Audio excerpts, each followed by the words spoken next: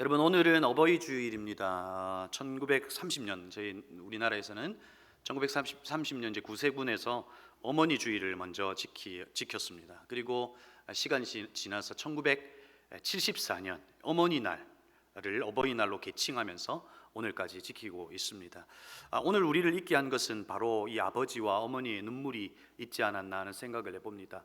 저는 이제 삶 공부를 하거나 이제 강의를 할 때 가끔 이 사진을 여러분과 함께 나눕니다. 오늘 우리를 있게 한 것은 바로 이 어머니의 눈물이 아닐까 하는 생각을 해봐요. 여러분, 이 사진은 일본인 선교사가 1970년대 후반에 청계천 그 철판으로 된 그 교회의 예배의 모습, 그 기도의 모습을 찍은 사진입니다. 한 어머니가 아이를 업고 있고, 그리고 그 옆에 아마 큰아들인 것 같습니다. 제가 이 사진을 보여주니까 목사님 사진인가요? 라고 물어보시는데 저는 그때 태어나지도 않았습니다. 아무튼 그때 눈물로 기도했던 저 어머니의 눈물이 오늘 우리를 잊게 한 겁니다. 우리는 이것을 잊지 말아야 하는 것이죠. 그 눈물이 가정을 지켰고 나라를 지켰고 오늘 우리를 잊게 한 겁니다. 그런 마음을 담아 우리의 어머니와 아버지에게 오늘 우리의 이 박수를 들으실지 모르겠지만 한번 박수로 마음을 좀 전하면 어떨까 싶습니다.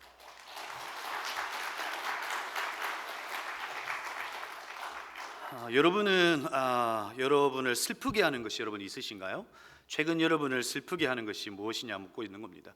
요즘에는 오르는 물가가 참 슬프게 합니다. 과일을 먹어본 지 오래다 하는 이야기를 많이 듣습니다. 오르는 물가가 나를 슬프게 합니다. 최근 결혼하는 청년들이 많아졌는데 그 청년들을 만나면 그들이 가지고 있는 고민 중에 가장 큰 고민은 살 집이 없다는 겁니다. 살 집이 없다고요. 집을 구해도 전세금의 상당 부분을 대출을 내야 되고 그 대출 이자에 대한 부담감이 큽니다. 그래서 그들은 결혼을 하려고 하지만 슬픕니다. 또 어떤 분들은 자신이 좋아하는 스포츠팀의 성적을 보면서도 슬퍼합니다. 그렇지 않습니까? 저는 최근에 저의 슬픔은 이겁니다. 제가 분명히 다이어트를 했습니다. 한 달 한 40일 만에 8kg를 빼고 다이어트를 했는데 아무도 알아주지 않습니다. 그런데 사실 지금의 모습은 다시 요요가 생겨서 그대로 돌아갔습니다. 이것이 저를 아프게 하고 슬프게 하는 것이죠. 여러분, 우리는 각기 다른 종류의 슬픔을 안고 살아갑니다. 그러나 우리의 고통과 슬픔은 누군가의 슬픔과 비교할 수 없는 가장 가까이 있고 가장 큰 슬픔으로 느껴집니다. 여러분, 오늘 우리가 보고 있는 이 시편 6편은 다윗이 쓴 이 7개의 참회시 가운데 하나입니다. 지금 다윗이 슬픔 가운데 있습니다. 고통 가운데 있는 그 고통 속에서 뿜어내는 노래가 바로 오늘 시편 6편이라는 것이죠. 여러분, 다윗의 생애를 돌아보면 그의 생애 전체는 슬픔과 고통뿐이었다고 해도 과언이 아닙니다. 그가 흘렸을 눈물의 양을 따지면 엄청났을 겁니다. 여러분, 우리는 고난을 이야기하면 욥을 이야기합니다. 하지만 욥의 고난은 몇 년 안에 일어난 일입니다. 그러나 다윗은 그의 생애 전체가 고난이고 고통이었다 하는 겁니다. 그래서 저는 가끔 농담처럼 그렇게 이야기합니다. 자녀를 낳으면 아이들의 이름을 다윗이라고 짓지 않았으면 좋겠다고. 왜냐하면 그의 생애 전체가 고통입니다. 그냥 차라리 이 이름을 욥이라고 지으면 어떻냐, 짧고 굵게 이렇게 이야기하기도 합니다. 그의 생애 역할로 구분해서 보면, 역할로 봐도 그의 생애 자체는 고통이었습니다. 아들이었을 다윗은 부모에게 그렇게 관심을 받지 못한 인물이었습니다. 그는 목동으로 이 동산에 앉아서 하프를 키며 그의 그리움과 외로움을 달랬을지도 모릅니다. 사울 왕의 군대 장관이 되었을 때도 그를 향한 칭송은 질투의 화살로 돌아오게 됩니다. 미갈과 결혼을 했지만 그는 장인의 칼날을 피해 도망해야만 했습니다. 유대 광야에서 4년을 보내야 했고 또 시글락에서 3년 4개월을 보냅니다. 그는 도망자로 은둔자로 20대의 젊은 시절 다 그렇게 그냥 보내버립니다. 그리고 다윗은 유다 지파의 왕이 되었지만 2년을 사울의 아들 이스보셋과의 전쟁을 치르는 데 시간을 보내고, 그리고 난공불락과 같은 여부서의 성읍을 점령하는데 5년 6개월의 시간을 보냅니다. 그러니까 30대의 시간은 전쟁을 치르면서 리더의 부담감과 그리고 전쟁이 주는 그 공포 속에서 살았던 겁니다. 여러분, 40대는 어떻습니까? 이스라엘의 왕이 되었습니다. 그는 40대에 자기의 궁궐을 짓고 법궤를 옮겨오는, 그래서 예배를 회복하는 그 놀라운 일들을 이루었습니다. 서쪽 블레셋, 동쪽 모압, 에돔, 그리고 북쪽 다메섹까지 정복하고 수많은 조공을 받으며 그 나라를 이 부강한 나라가 되게 했습니다. 그런데 여러분, 50대가 된 다윗은 인생의 안정기를 맞이하지만 아버지 다윗으로서는 가장 큰 위기를 겪습니다. 밧세바를 범하는 다윗의 이 범죄, 그의 생에 있었고 19명의 자녀들 가운데 첫째 아들 암논이 이복 여동생 다말을 강간합니다. 다말의 오빠이고 셋째 아들인 압살롬이 2년간 음모를 꾸며 난을 일으키고 큰아들 암논을 죽입니다. 압살롬은 그의 어머니 고향 그술에서 3년을 살다가 이 요압 장군의 청을 받아서 돌아오지만 아버지의 관계가 그렇게 좋지 않습니다. 급기야 쿠데타를 일으키고 아버지를 죽이겠다고 궁으로 쳐들어옵니다. 그 아버지는 짐을 꾸려서 요단강을 건너 마하나임까지 또 도망갑니다. 20대의 시절을 도망자의 이 삶을 살았던 그가 다시 50대가 넘은 시절에도 도망가고 있는 모습을 보고 있는 겁니다. 그 난리에 아들 압살롬의 죽음의 소식을 듣게 됩니다. 나라는 부강했지만 그의 가정의 모습은 형편없습니다. 어떻게 믿음 좋은 아버지 밑에 이런 자녀들이 있고 이런 가정의 모습이 있을까? 사실 묻지 않을 수 없습니다. 도망자로 전쟁을 치르는 장군으로 아버지의 부재가 분명히 이들에게 있었을 겁니다. 안락을 즐기고 가늠하는 아버지, 그 결과에 아들이 그리고 그들에게는 형제가 죽는 것을 보았을 겁니다. 아버지는 그 죄책감으로 자녀들의 잘못을 훈계하지 않았다는 것을 성경 속에서 보게 됩니다. 아마도 이것이 열매가 되어 다윗에게로 돌아왔고 사실 다윗의 가정은 그렇게 붕괴했을지도 모릅니다. 여러분, 오늘 우리는 다윗의 실패를 보고 있습니다. 아버지 다윗에 대한 실망이 우리에게 분명히 있지만 하나님 아버지를 향한 오늘 이 다윗의 고백을 통해서 슬픔과 고통 가운데 오늘 그 다윗의 모습이 주는 도전을 한번 함께 도전받았으면 좋겠다 싶습니다. 오늘 시편의 말씀을 통해서 가정의 달 5월 이 땅을 살아가는 아들과 딸과 아버지와 어머니가 어떻게 살아야 하는가에 대한 부분을 오늘 시편 6편을 통해서 함께 나누기를 원한다는 것입니다. 여러분, 오늘 다윗은 1절에서 이렇게 고백합니다. 주님, 분노하여 나를 책망하지 마십시오. 진노하여 나를 꾸짖지 마십시오. 여러분, 다윗은 극심한 두려움과 고통 가운데 있습니다. 그 이유는 알 수 없지만 오늘 우리가 보았던 시편 6편의 앞에 있었던 시편 3편에는 아들 압살롬에게로 쫓길 때 지은 시라고 기록되어 있습니다. 그러니까 시편의 기록은 사실상 어떤 연결성을 가지고 있는 겁니다. 오늘 이 시편 6편이 아들에게 쫓겨 도망하고 있을 때 시인지, 그리고 사울에게 쫓겨 유대 광야에 있을 때인지 알 수 없지만 다윗은 고통 가운데 있다는 겁니다. 그리고 1절에서 책망하지 마소서, 진노하여 나를 꾸짖지 마소서라고 하나님 앞에 간청합니다. 여러분, 우리는 보통 죄를 지었을 때 하나님 앞에 이렇게 고백합니다. 이 죄에 대한 진노로 돌아오는 것이 고통이라고 생각했기에 우리는 하나님 앞에 그렇게 고백한다는 겁니다. 그런데 여러분, 오늘 이것을 원문으로 찾아보면 다윗이 말하고 있는 이 진노의 의미는 좀 다릅니다. 이 진노는 잘못된 부분을 잡고 훈련하다라고 하는 의미에서 이 진노의 표현을 쓰고 있습니다. 다윗은 지금 자신에게 있는 이 고통을 죄의 결과로 보고 있는 것이 아니라 자기에게 있는 이 고통 가운데 하나님의 섭리가 있음을 고백하고 있는 겁니다. 나에게 이 고통이 있고 절망이 있고 슬픔이 있지만 이 속에는 하나님의 섭리가 있다. 고통은 고통으로 끝나지 않는다라고 하는 생각 속의 고백이라는 것입니다.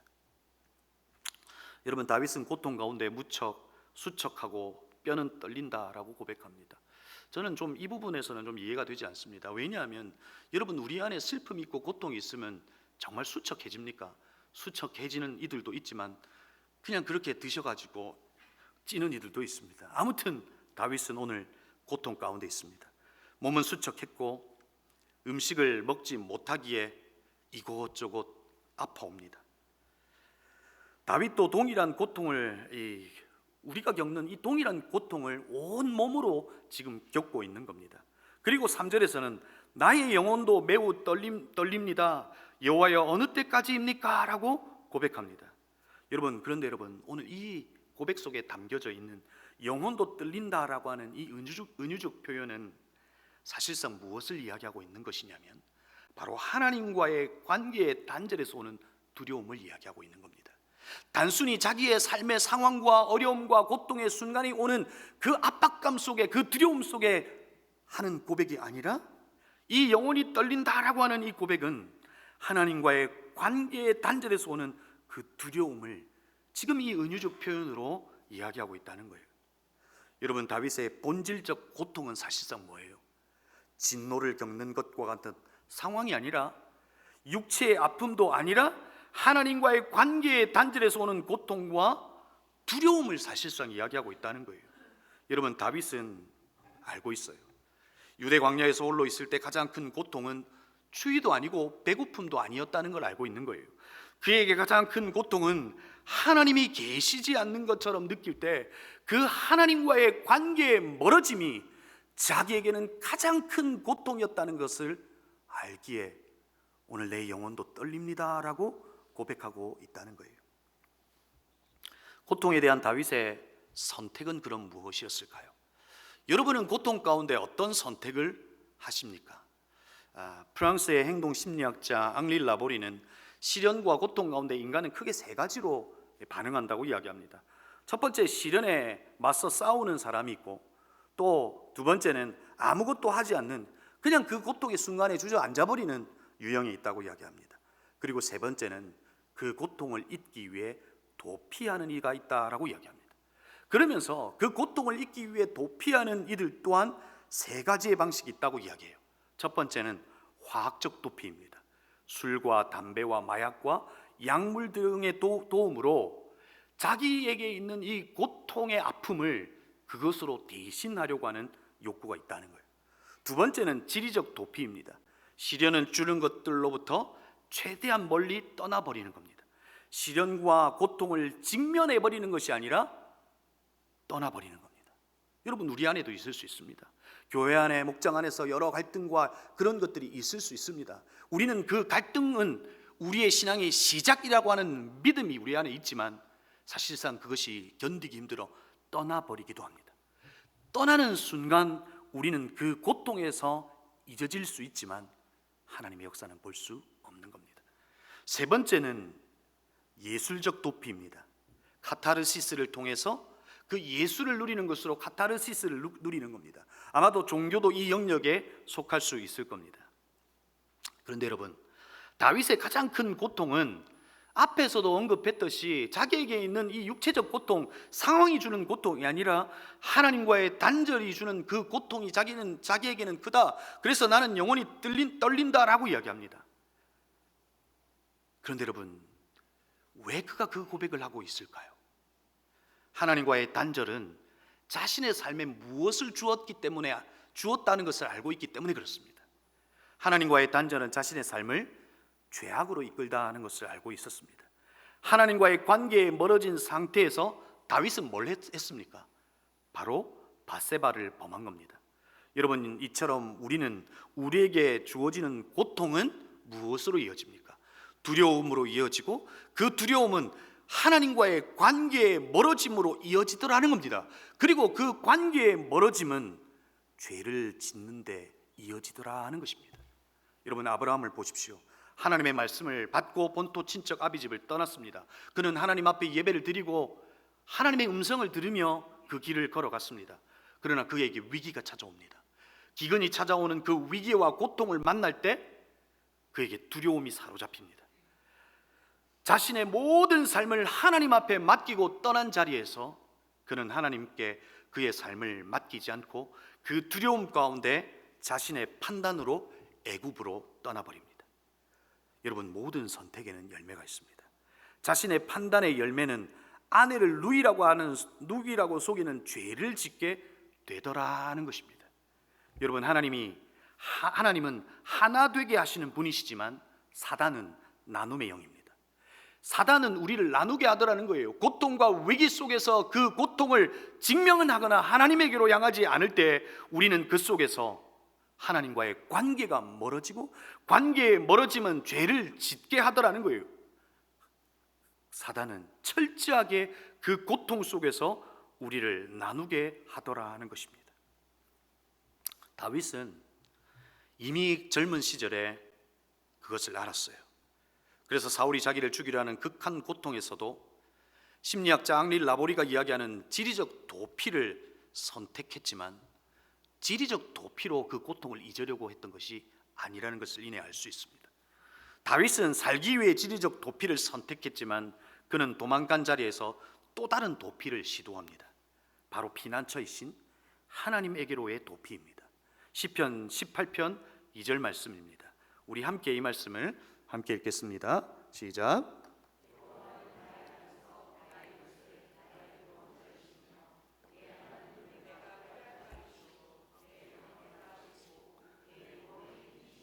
나의 피난처이시다.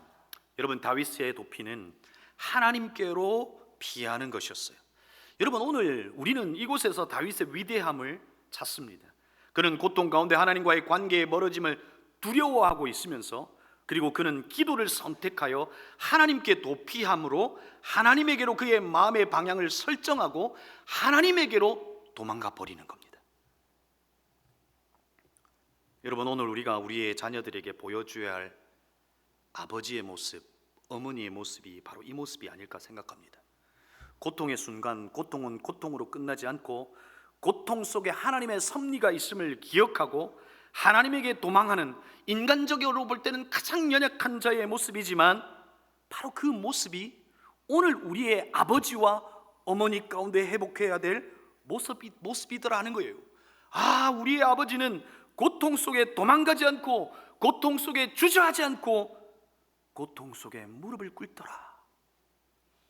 아버지의 무릎 꿇는 모습을 본 자식은 여러분 망하지 않습니다. 아버지의 무릎 꿇는 모습을 본 이들은 아버지의 모습대로 자기 삶에 주어지는 고통의 순간 앞에 무릎을 꿇어버립니다. 이 모습이 나를 살게 하고 우리의 자녀를 살게 하고 그리고 우리의 가정을 살게 한다는 것을 기억해야 합니다. 사랑하는 성도 여러분, 오늘 사실 시편 6편을 오늘 여러분과 나누면서 제 안에 여러분에게 도전하고 싶은 것이 있습니다.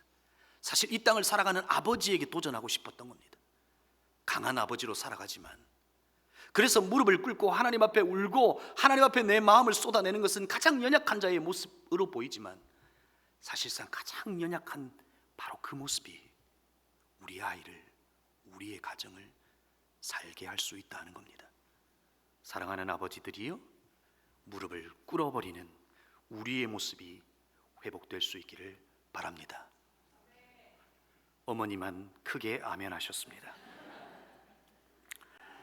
다윗은 이제 하나님께 간청하며 기도합니다. 시편 6편 4절과 5절에 돌아와 주십시오. 주님, 내 생명을 건져 주십시오. 주님의 자비로우심으로 나를 구원하여 주십시오. 죽어서는 아무도 주님을 찬양하지 못합니다.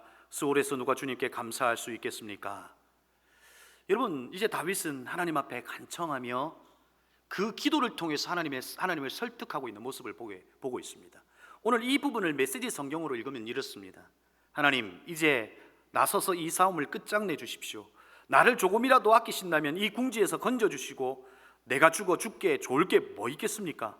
무덤에 묻혀서는 주님의 찬양대에서 노래할 수 없습니다. 여러분, 다윗의 기도가 어떤 내용입니까? 지금 하나님을 설득하고 있습니다. 내가 죽으면 하나님 앞에 좋을 게 뭐가 있습니까? 이 땅에 어떤 누구도 여호와를 노래하지 않는데 내가 죽으면 여호와 당신을 노래할 자가 누가 있겠습니까? 그러니 나를 살려달라고 하나님 앞에 이야기하고 있다는 겁니다. 자신의 고통을 끝낼 수 있는 분, 자신을 건져내실 수 있는 유일한 하나님에게 사실상 그 하나님에게 확신을 가지고 고백하고 있는 겁니다. 여러분, 다윗의 소원이 뭔지 아세요? 다윗의 소원은 근심의 부재가 아니라 하나님의 임재라는 겁니다. 내 안에 있는 근심이 사라질 때 내가 살 수 있다를 그의 생애를 통해서 확인한 것이 아니라 하나님이 임재할 때, 하나님이 나와 함께 하실 때 내가 살 수 있다는 것을 그의 생애와 그의 온 몸으로 체득했기에 하나님 앞에 기도하는 겁니다. 하나님, 내가 원하는 것은 근심의 부재가 아니라 하나님의 임재입니다. 고통 가운데도 하나님이 나와 함께 있을 때 나는 살 수 있습니다라고 고백하는 겁니다. 사랑하는 성도 여러분, 이 고백이 오늘 살아가는 우리의 어머니와 우리의 아버지의 고백이 될 수 있기를 바랍니다. 이어 나오는 말씀을 통해 자신의 삶을 그려봅니다. 시편 6편 6절과 9절에서 자신의 생애를 돌아보니 이와 같았다는 것을 그림으로 표현하고 시로 노래합니다. 나는 단식만 하다가 지치고 말았습니다. 밤마다 짓는 눈물로 침상을 띄우며 내 잠자리를 적십니다. 사무친 울화로 내 눈은 시력까지 흐려지고 대적들 등살에 하도 울어서 눈이 침침합니다. 여러분은 언제 울어보셨습니까? 바베큐장에서 자신에게로 향하는 연기 때문에 흘린 눈물 말고 말입니다. 남자는 여러분 몇 번 웁니까? 3번 울죠? 태어났을 때, 부모님이 돌아갔을 때, 나라가 망했을 때. 정말 그렇게만 울어야 할까요? 저는 언제 많이 울었을까 말씀을 준비하면서 한번 생각해 보았습니다. 어릴 적 늘 다툼이 있었던 부모님의 관계 속에서 참 많이 울었던 것 같아요. 그 어린 나이에 그 갈등은 견디기 힘든 순간이었습니다. 그래서 이불을 적시고 베개를 적시고 그렇게 울었습니다. 그리고 눈을 탁 뜨면 모든 상황이 바뀌어 있을 거라고 생각했습니다. 그런데 어떤 상황도 어떤 것도 바뀌지 않는 것을 확인합니다. 그리고 26살 청년의 시절, 그때 가장 많이 울었던 것 같습니다. 26, 8월 어느 때 한 3일을 울었던 기억이 있습니다. 그때 제가 미국에 있을 때였는데 그때 안면에 화상을 입었습니다. 병원에서 퇴원을 하고 교회에 있는데 그렇게 눈물이 나요. 첫 번째는 서러워서 눈물이 나요. 그냥 그곳에 내가 이 사고를 당하고 있다는 그 자체가 서러워서 눈물을 흘리는 거예요. 나와 함께 할 수 있는 이가 없다는 그 사실이 그렇게 서럽더라고요. 두 번째는 그렇게 울었는데도 어떤 변화도 없는 것을 때문에 그렇게 울었습니다. 세 번째는 그 고통 속에서 하나님이 나보고 사랑한다고 말합니다. 나는 그 고통이 사라졌으면 좋겠는데 하나님은 사랑한다 그러고 나와 함께 있다고 이야기합니다. 난 그것 때문에 많이 울었습니다. 저 사진 한 장을 가져왔는데 그때 제가 이제 회복이 된 어느 시점의 모습입니다. 실제로는 제가 엄청 잘생겼는데 이 사고를 통해서 지금 이렇게 된 것이긴 하지만 그때 그 고통 속에서의 그 눈물 아직도 잊을 수가 없습니다. 여러분, 저는 여러분에게 좀 도전하고 싶습니다. 여러분, 우리에게 회복되어야 될 것이 무엇입니까? 내 스스로에게 주어지는 그 고통 앞에서 괜찮다라고 스스로 위로하지 않았으면 좋겠습니다. 남자는 3번 울어야 된다라고 하는 그 말에 속지 않기를 바라는 겁니다. 하나님에게로 나아가 마음껏 우시고 마음껏 여러분의 마음의 것을 토해내실 수 있기를 바라요. 여러분, 우리는 우리 스스로에게 주어지는 고통 앞에서 괜찮다라고 여러분의 마음을 바꾸지 마세요. 오히려 나의 신음하는 소리, 절망 가운데 나를 품어주시는 그 하나님 앞에 안겨 펑펑 쏟아내고 우실 수 있기를 바랍니다. 그럴 때 하나님께서 우리를 정말 그 절망의 상황이 우리를 삼킬 것 같지만 하나님의 품이 우리의 소망이 된다는 걸 알게 될 거예요. 하나님의 품에 안겨 펑펑 울 때 하나님이 우리에게 말씀해 주실 거예요. 내가 너 사랑한다. 내가 너와 함께 할 거야. 너의 절망은 끝이 아니야. 그리고 우리는 그 말씀을 붙들고 일어나게 될 거라는 겁니다. 우리는 고통 앞에서 도망하는 것이 아니라 하나님과의 그 관계성 속으로 돌아올 때 살 길이 있다는 겁니다. 한평생 눈물로 사셨던 어머니를 보고 지었던 한 분의 시를 여러분과 나누고 싶습니다. 김환영 시인의 울꽃이라고 하는 시입니다. 할머니 어디 가요? 예배당 간다. 근데 왜 울면서 가요? 울려고 간다. 왜 예배당 가서 울어요? 울 데가 없다. 저의 어릴 적 안식처는 교회였습니다. 교회의 긴 의자에 무릎을 꿇고 펑펑 울었습니다. 울다가 긴 의자에 잠이 들기도 하고, 긴 의자에 잠이 들면 그냥 그렇게 하나님 품 같았습니다. 그 예배당에서의 눈물은 나를 살게 했습니다. 그렇게 울고 나면 내 삶의 상황은 바뀌지 않았지만 그곳에서 하나님을 만났고 하나님을 알게 되었습니다. 그 기도의 눈물 가운데 제가 받아 누린 가장 큰 선물은 근심과 고통이 사라지는 것이 아니라 하나님 자신이셨습니다. 하나님이 나의 선물이셨습니다. 그리고 훗날 깨닫게 되었습니다. 그 눈물의 기도 가운데 하나님을 만나게 될 때 하나님은 상황을 바꾸어 내지 아니하시고 나를 바꾸어 내시더라는 거예요. 나를 바꾸어 내어 내가 생명이 되게 하시고, 생명이 된 내가 그 상황을 바꾸게 하시더라는 거예요. 하나님은 그렇게 일하시더라 하는 겁니다. 다윗은 그 하나님을 알았습니다. 그 하나님에 대한 지식이 고통 속에 자신의 선택과 태도를 결정하여 고통 앞에서 도피하거나 주저하지 않고 하나님에게로, 하나님 속으로 들어가고 있는 것을 보게 됩니다. 그리고 그 하나님에 대한 지식이 오늘 다윗이 이렇게 고백하게 합니다. 8절과 9절입니다. 악한 일을 하는 자들아 모두 다 내게서 물러가거라. 주님께서 내 울부짖는 소리를 들어주셨다. 주님께서 내 탄원을 들어주셨다. 주님께서 내 기도를 받아주셨다. 다윗은 기도 응답을 지금 받은 것이 아니에요. 여전히 고통 가운데 있지만 내가 하나님께 내 마음을 쏟아낼 때 그 흐느끼는 소리에 응답해 주시는 분이심을 알았기에 그는 미리 고백하는 거예요. 하나님은 내 기도를 들으시는 분이다라고 하는 하나님에 대한 신뢰 가운데 그 하나님을 바라보고 있는 거예요. 하나님과의 관계에 멀리하게 되어 죄를 짓게 되는 그 악을 행하는 너희는 다 떠나라라고 또한 외치고 있는 거예요. 이 고통 속에서 다윗에게 주어지는 가장 큰 고통은 하나님과 멀어질까 봐 그 악한 행위를 하는 이들에게 선포하고 있는 거예요. 여러분, 오늘 이 8절과 9절 말씀을 메시지 성경으로 다시 읽으면 이렇습니다.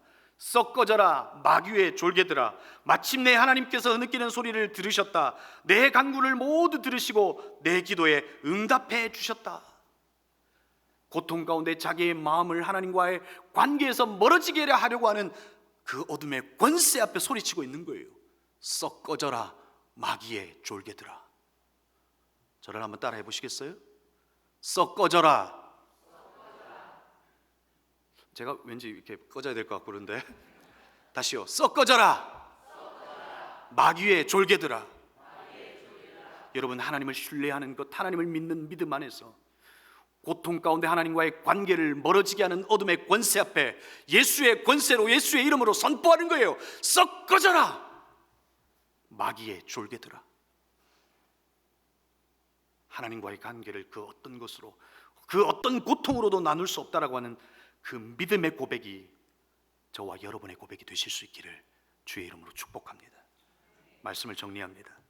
오늘 시편 6편은 다윗의 시를 통해서 각기 다른 역할, 아들로, 딸로, 아버지와 어머니로 살아가는 우리에게 도전합니다. 아버지의 모습이 이와 같았으면 좋겠다. 어머니의 모습이 이와 같았으면 좋겠다. 우리의 아들과 딸들이 이와 같았으면 좋겠다라고 하는 마음이 담겨져 있는 것 같습니다. 오늘 이 말씀 가운데 우리에게 주는 도전이 뭡니까? 첫 번째는 슬픔 가운데, 고통 가운데 하나님이 뜻이 있다는 것을 기억해야 합니다. 고통을 원하는 사람은 하나도 없습니다. 그러나 고통이 주는 선물이 있다는 것을 기억하고 고통 속에 하나님의 계획과 뜻이 있다는 것을 기억해내는 저와 여러분이 되기를 주의 이름으로 축복합니다. 두 번째는 다윗의 가장 큰 고통은 하나님과의 관계의 멀어짐이다라고 하는 것을 우리는 기억해내야 합니다. 고통 속에서 우리에게 발현되어야 될 그 기능은 고통 속에서 도피하거나 도망하거나 주저하는 것이 아니라 하나님과의 관계가 멀어질 수 있다라고 하는 그 기억 속에서 하나님에게 우리의 삶을 도피해버리는 그 선택이 있어야 한다는 것입니다. 세 번째는 슬픔과 고통 가운데 다윗의 선택이 도망이 아니라 기도였다는 사실을 기억해야 합니다. 도망가면 어떤 역사도 없습니다. 고통은 사라질 수 있으나 어떤 역사도 없습니다. 기도 가운데는 역사가 있습니다. 기도 가운데는 고통을 엎어내시며 그것을 축복으로 바꿔내시는, 악을 선으로 바꾸시는 하나님의 역사가 있다는 것을 기억하실 수 있기를 바랍니다. 슬픔 가운데, 고통 가운데 고통과 슬픔을 이겨내지 마세요. 삼키지 말고 마음껏 울고 마음껏 토해내실 수 있기를 바랍니다. 이곳이 여러분의 울 때가 되실 수 있기를 바랍니다. 우리의 이 고통 가운데 하나님과의 관계를 멀어지게 하는 어둠의 권세 앞에 선포하실 수 있기를 바랍니다. 썩 꺼져라 마귀의 졸개들아. 마지막 다섯 번째는 하나님을 아는 지식 가운데 끝까지 하나님을 신뢰하실 수 있기를 바랍니다. 끝까지 우리의 인생의 결론이 되시고 모든 것을 선이라고 하는 결과로 이끌어내시는 그 하나님을 신뢰하는 우리의 아들, 딸, 아버지, 어머니가 되기를 주의 이름으로 축복합니다. 그럴 때 우리의 하나님 아버지는 저와 여러분의 아버지가 되어 주실 겁니다. 그 아버지가 우리에게 말씀해 주실 겁니다. 아무것도 두려워하지 마. 내가 산성이야. 내가 피할 바위야. 그 아버지를 오히려 그 고통 가운데 만나는 저와 여러분이 되기를 주의 이름으로 축복합니다.